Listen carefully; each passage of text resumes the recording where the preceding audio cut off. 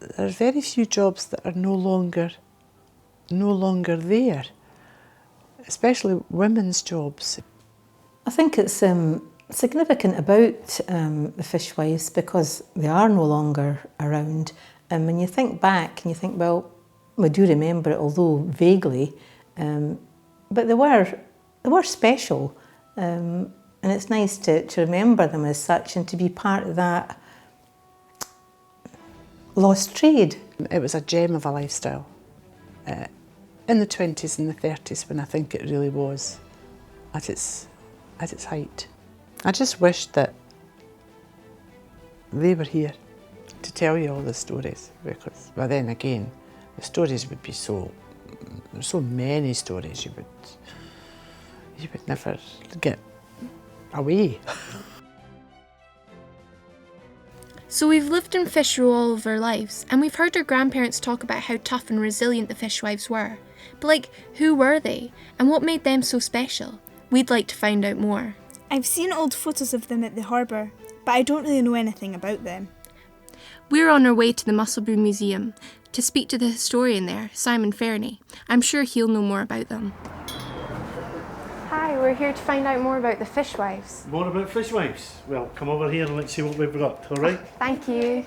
Fisherrow was, at one particular time, a community on its own, amongst other communities in Musselburgh, like Inveresk, Newbigging, Leavenhall. But Fisherrow was the other side of the River Esk, the west side of Inveresk, up to the Magdalene Burn, and that was where all the fisher people lived and worked. So in 1680 odds, the fishing that was done at that particular time was line fishing, fishing for whitefish. And that was done by hooks and lines. And this is where the women played an important part in the work of their husbands, because it was the women who made the lines and who gathered the bait for baiting the lines.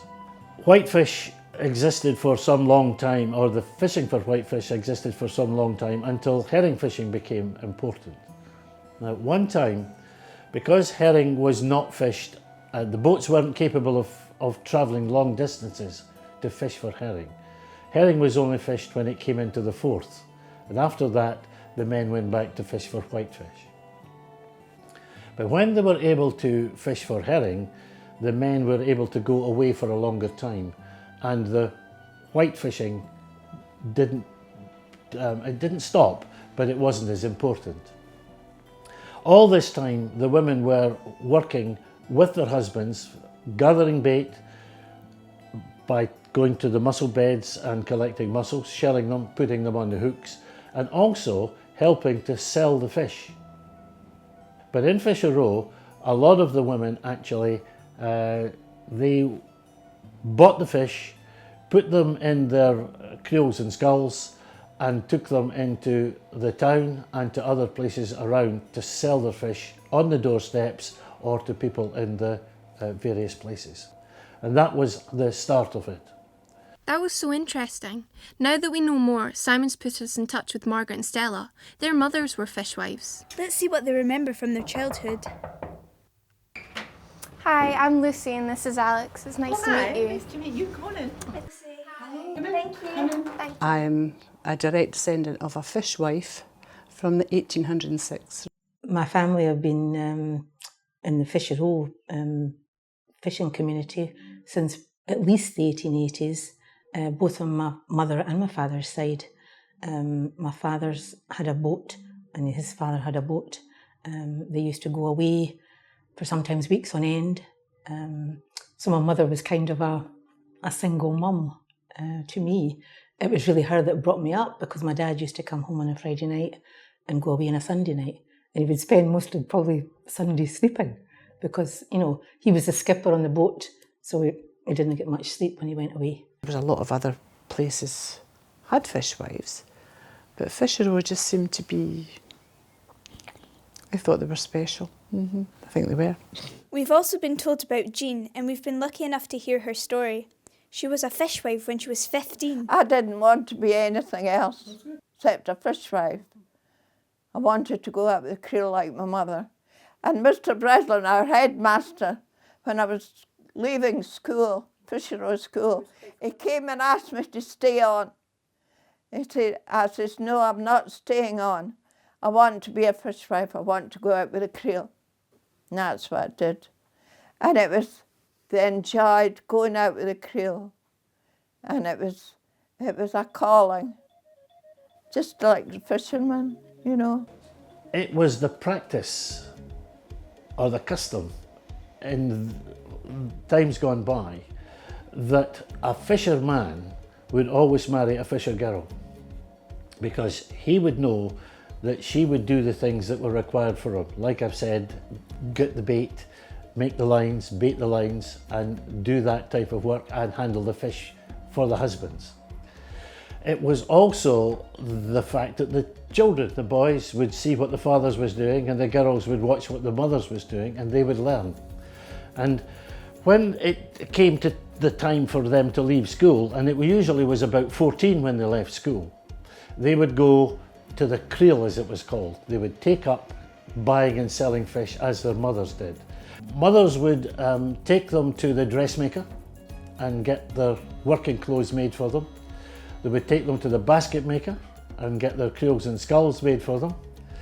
And they would, having learnt from their mother how to handle fish, the types of fish, how to dress fish, how to handle money, how to speak to their customers, they would be given one or two customers that their mother had to start them off. And after that, they would then find their own customers by reputation or by just simply knocking on doors and saying, I have fish, would you like to buy? When they came home, they would tell their mother how much money they had made. And they would all do that until such times as they were working on their own. And once they were working on their own, they didn't tell their mother, and they didn't tell anyone else how much money they earned. And that extended even to when they got married, that they didn't even tell their husbands how much money they earned, because these women were very shrewd women, and they kept a lot to themselves, and they were very enterprising. They were very much more emancipated than a lot of people thought they were, and certainly emancipated long before emancipation. Independent, strong, self-willed, and lovely women, lovely women. Well, in Musselburgh there was a different dimension because we had mills. We had a wire mill, we had a cotton mill, we had a paper mill, and a lot of fisher girls did go to work in the mill rather than going with the creel.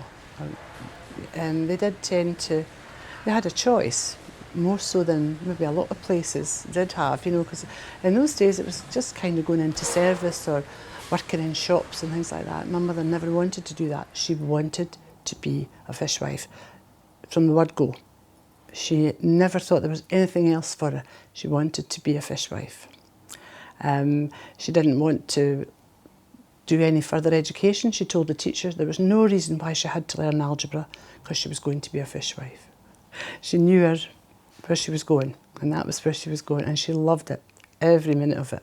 I'm quite sure there were moments where she didn't like it, when snow was up to their knees and the rain was pelting on them, and they had missed the train from Fife and had to come home at night and scrub creels and scrub sculls, and in a lot of cases it was cold water because they had obviously been out all day, and it was just, you know, you can imagine it was a hard life, hard life. A typical working fishwife's day. We're now talking about when the fish were landed into the market for sale, and the women had to go to the market in New Haven to buy their fish. Well, obviously it was a very early start for the fishwives. They had a long day. They would get up very early. If they had kids, get the kids ready and take them to probably the grannies or an auntie. No childminders as such in those days. And then they would get the tram or the bus up to New Haven to the market to collect their fish. And it was absolute bedlam in the fish market. Sellers screaming about their fish, you know. When they arrived at the market in New Haven, Incidentally, the buses would be sort of 30, 40 seaters, so the two buses, there may well be somewhere 50, 60 women going at the one time.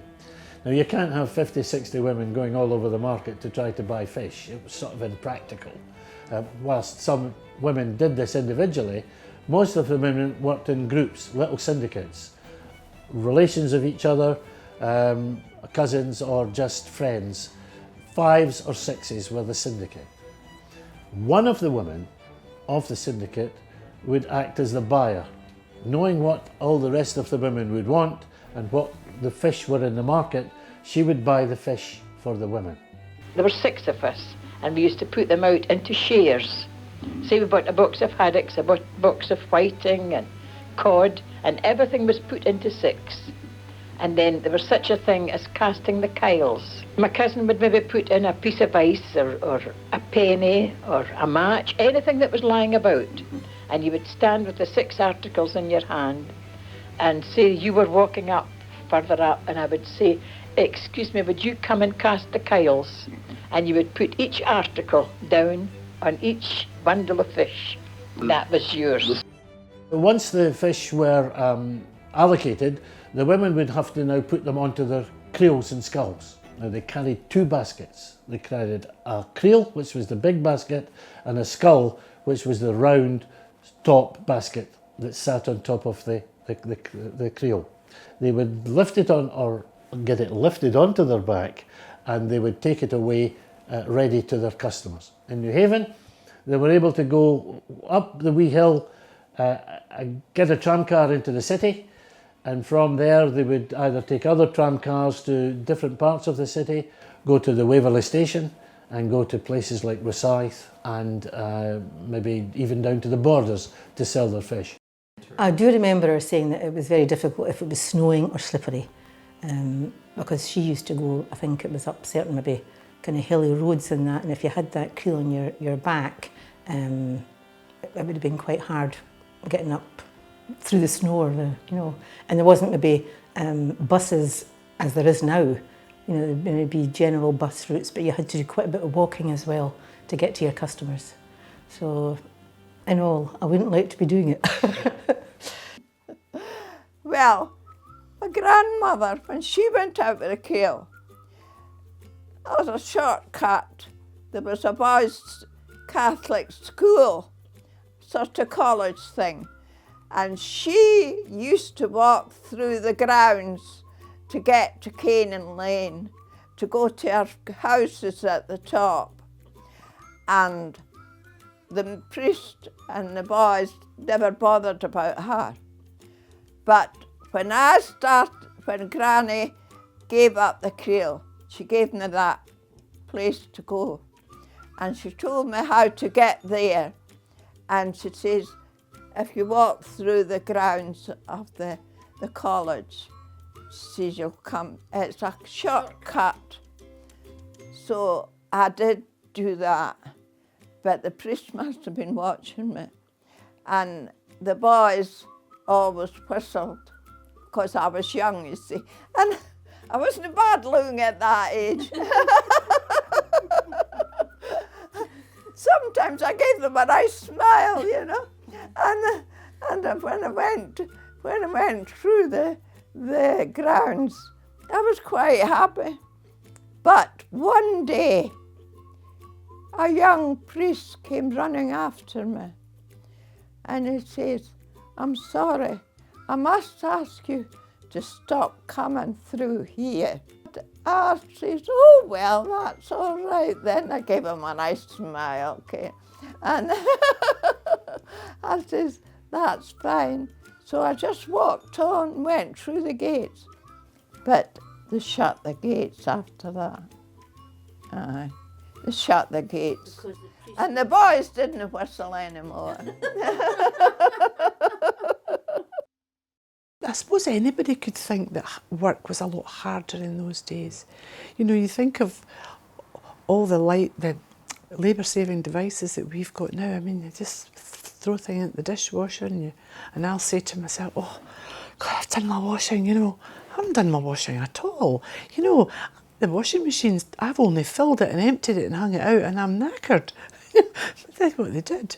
I mean, they boiled clothes, they mangled clothes, they trampled blankets, they trampled sheets in baths, and the lifestyle was horrendous, you know. And then that would be a Monday, and that would be a day off.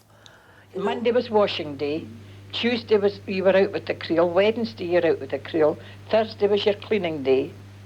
You always cleaned the house on the Thursday. And then Friday you were out with the creel, and Saturday.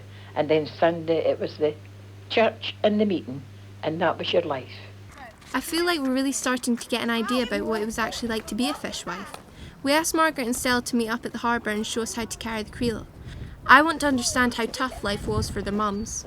Yeah, I wasn't even sure what a creel was until we spoke to Simon.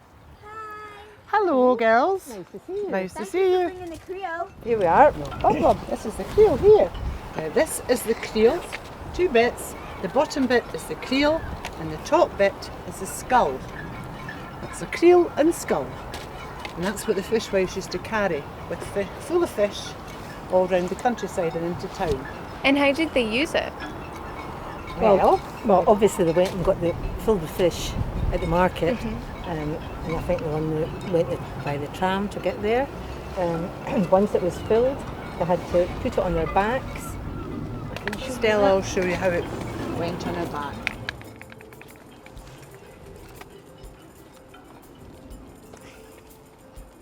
Did I put it on just like this? That's it. And then off they would go. Put it on her head. Across the brow. It was very heavy, and it could be carried like that on there. Probably had to carry it like this because it could hurt your head quite a lot. And you would get a bald patch. Yeah, certainly. Only 14 they went to the creel, and that was when they started. Now that's fine, I'll get it. You know, you can imagine why it was called a skull, can't you? Yes, because it's like a skull, isn't it? Like a human skull, the shape of a skull. Okay, you need to lean a bit forward. That could be your new school bag. Imagine that full of books, never mind fish. So was there only one size of creel? That was it. That was it. Don't think I could carry that all that distance. And how long would they carry for? Oh, good few hours. Aye, because my mother went to Fife. Yeah. And she carried it from the station at Inverkeithing away round all the farms. And then the other day she went to Rosyth and Aberdour, and they would walk for miles with the creel, and as they walked along they knitted. So they didn't be in the hot weather and the very cold weather as we said before. So they had bald patches. My aunt had a bald patch right across here. Her hair used to come up like that and come round like that, and then this bit was well hidden. She hated her bald patch. But she carried the creel for so many years that it just rubbed away. Yeah. Well, when we were carrying the creel, it was really different, like from what I expected. Like putting it on my head, like I was just so worried it was gonna all like fall over and take me with it. And then thinking about it, like with the fish, like oh, it'd be so heavy. Oh my gosh, yeah, like I never expected it to go in your head. Like I thought it would be like a backpack, like you just put it around your shoulders and you walk. But see when they says you put it over your head, I was like, what? Like that's not how things are made nowadays. A bald spot, you know? No, I don't want to look like my dad. That'd be horrible. They were so resilient, you know, and carrying that for hours and hours at a time. Like I complain about maths, and I mean they're up at like 5 in the morning carrying that big bucket of creel. Like it's insane. The mistress asked me in for a cup of tea, and she had the table set, you know, in the kitchen, and I noticed this cage, and I said, if that bird gets out, I'm off. And she thought I must have liked birds. She filled up my tea, and she must have gave me a biscuit or something in the plate, and I lifted it up to my mouth, and she went and opened the cage and let the bird out. Oh. I screamed all a murder. Hated it. It flew straight to me, of course, for the biscuit, see? And I threw my cup down. The cup was there, and I clashed it down and nearly scalded the bird. Oh! a beautiful bird. And it was a bird in this colour, yellow and blue and other colour. Oh, that was a terrible time. The fishwives were really well respected because they were genuinely real people. You know, they were hard-working women, and that, not that I'm saying other women didn't work hard in those days, but not a lot of women actually went out to work. These women left home at 6:30 in the morning and they weren't getting back till 8 o'clock at night. Now, I think people respected the fact that they were ladies. I mean, every fishwives get bad press. People say, you know, oh, they're making a noise like a fishwife, you know. Well, Fisherrow Fishwives did not behave like that. They were really ladies. They were very respectable, very God-fearing, very, very much so. They were very religious and very church-based, church-centred. Religion was that, well, of course, I think fishermen, although they wouldn't let on that a lot of them are, I think they've got a great respect for the sea, and they know somebody's got to look after them. You know what I mean? I think my mother used to say it was hard work, but they enjoyed it. I think they used to have a good chat with people at the market. They had a lot of good customers who respected them and were good to them in the main. So they did get to meet people. There was other reasons why women would actually go to the creel. Their husbands would be away for a long time, particularly when they're herring fishing, 2-3 months at a time, way up north, round into the Irish Sea, and away down as far as Lowestoft, Yarmouth and Southwold. When these men came home after these fishings, sometimes having been away for that length of time, whilst they fished and worked and caught fish, they didn't earn a lot of money because of the expenses and other factors. If they came home with not very much fish, it was quite hard as well. And that happened quite a few times. Well, they had to go actually what they would call on the brew, so they had to go and try and get money. And I think they had to be away from the sea for a while. There were certain criteria before they got any money. So obviously, if the fishwives were bringing in money, it was much appreciated. There was another reason why women continued to work at the creel, whether they liked it or not. And that was after the First World War, many of the husbands who went away to the war were actually killed and didn't come home. My grandfather was killed on the last day of the First World War, the 10th of November 1918, leaving his widow, my grandmother, with 3 children to bring up. Therefore, she was the only person who could make money. And many of the ladies who went to the creel were actually widows. Very matriarchal society. The women totally ruled the roost and they held the purse strings all the time. I've never ever thought of my grandfather ever having anything to do with money. The fishermen in a lot of cases came home with nothing. In my case, and we're talking the 20s and 30s, my grandfather could come home after being away for 3 months and still be due the boat money, because the boat came first. The men got 1 share, but the boat got 2 shares. And my grandfather came back once, having fished for 3 months at the west coast, and my grandmother had to give him money to give the boat her rightful share. And what would they have done if my grandmother hadn't been working? It was extremely important to these women. And again, they had a tremendous independent streak, and that was because they were fishwives and they could be independent. They weren't, you know, they weren't answerable in their mind. They weren't answerable to a man because they had their own money. It's just totally different than it is today. The women ruled the roost. Now there was haddocks, there was whitings, there was lemon sole and a few cod.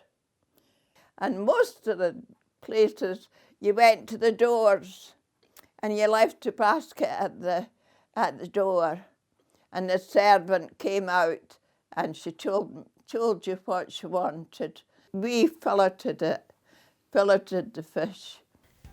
Now we're going to try working with the fish, and I'm not sure what to expect. Yeah, I don't know if I could do it. The smell, cutting their heads off, no, I don't think so. But we're going to brave it and find out what preparing a fish is like.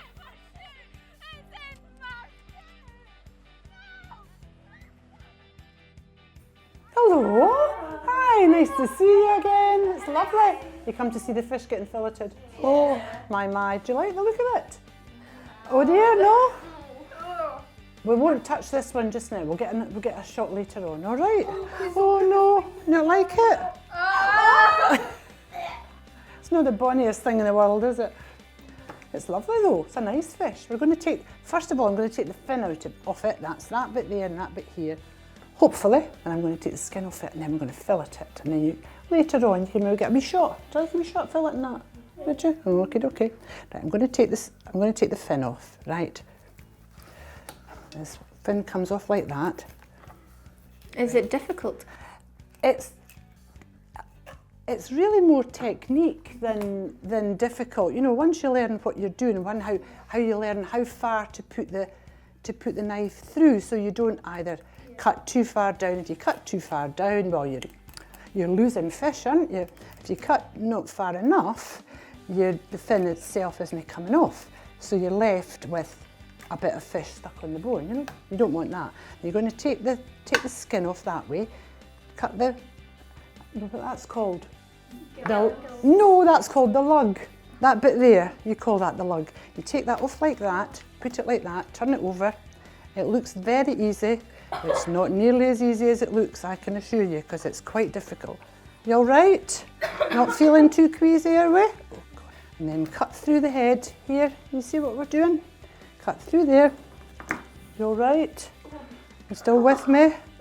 You still with me?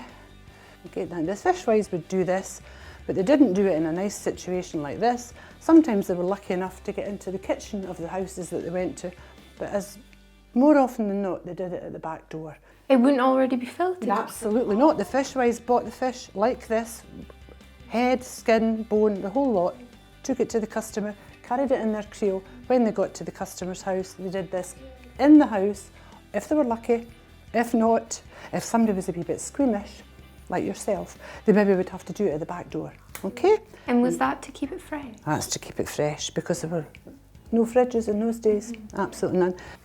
So obviously they would have to be very good at it, because obviously they would want to be able to get to as many houses as they can. Exactly. So they'd have to do it very fast. They want to do it quickly, because time at that point was money. Per fish, how many minutes do you think it would take them? Maybe about 2 minutes. Really? Oh, it doesn't take terribly long. What kind of fish is it? That's a haddock. That's haddock. And that way, you just fry it. Perfect. It looks like an old knife. It is an old knife. That was my grandmother's knife. It's a very, very old knife. Bone handle, not even stainless steel. I mean, look at the state of it. It's quite old. 100 years? Quite easily. When fish come from the fishing boats, the fishermen gut them. The fishermen take the gut out, cut them, split them up like that. You know the way you saw it with a split. Take the guts out, give that to the seagulls. But anyway, that's it. Very basic. Okay, we'll get another one done and you can have a shot of filleting. Good, that's fine. Who wants to do it first? Oh, jinx, everybody jumps at one. Alex, you want him to? I mean, it was like really interesting to like see, but the guts were a bit much. For the fish. Do you know fish? Yeah, I think though, like just looking at it would be the head, like just slicing it off. I think it'd also be quite hard to obviously do all of that, like, because it's got the weather like this, and like obviously your hands would have guts on it, so your hands would be cold. Oh yeah, doing it outside. And trying to like wipe it all off, and it would just be really cold. And I think I would just be sick every time I had to do it. yeah. I mean, you'd get used to it, but yeah, I mean, it'd be really difficult. I don't think I'd enjoy it. You'd have to, and that would be it. If someone told me that I've got to quit school and go be a fishwife, I'd be like, can I stay in school? Seeing the creel and like the fish gutting, I mean, like, I didn't like it, but I have a huge amount of respect now, you know, just seeing all the hard work they had to put in, and you know, they might not have got a lot out of it, but they had to do it. It was hard work and it wasn't easy money, but it was a way out of, well, it wasn't drudgery, because that was the only life, they knew. It was, I wouldn't even think in my mother's case it was expected of my mother to do that, to go into being a fishwife. I think she expected herself to be a fishwife. She never thought there was another option. My mother stopped going because of the war. Rosyth was a huge naval base during the war. It was the main naval base in Scotland at that time, and she would go from the market up into the Waverley station with a full creel of fish, and she would get turned back because Admiralty only. They would say no one getting on the train apart from the Admiralty, and the last thing they wanted on the train was a fishwife because of, you can imagine. So my mother had to come home on a good number of occasions. The war started in '39 and she did struggle on till 1940. And at that time, the shops in Edinburgh were desperate for fishmongers. All the younger men had gone away. So my mother was very fortunate. She got a job as a manageress in a fish shop in 1940. And she never went back to the creel. Whereas my mum and my aunt were relatively young when they stopped. And I think when they had maybe two of their family, they stopped. I didn't have to do looking after the kids. And by that time it was getting, you know, into the late 50s. So probably there was other openings for women coming up. As time went by, there were more types of work for women and girls. And you couldn't leave school until you were 15, sometimes until you were 16 latterly. The girls could not leave school that early, as could not the boys, to go to the fishing. And the girls did not want to do what their mothers did. So therefore, less and less women went to the creel. The creel literally went into abeyance from that time. And slowly but surely, until I think it was 1988, the last working fishwife, Mrs. Betty Miller, she actually stopped working. But it's so important that we remember them in Fisherrow. I think it's so important that we keep it to the fore, because they were such a big part of the community. You know, that are just, it would be great if they could just see that this all happened in their town and in their area. Because we even find that, speaking amongst ourselves, the daughters of fishwives and fishermen's daughters, it's only our generation, this is the final generation that will remember a fishwife.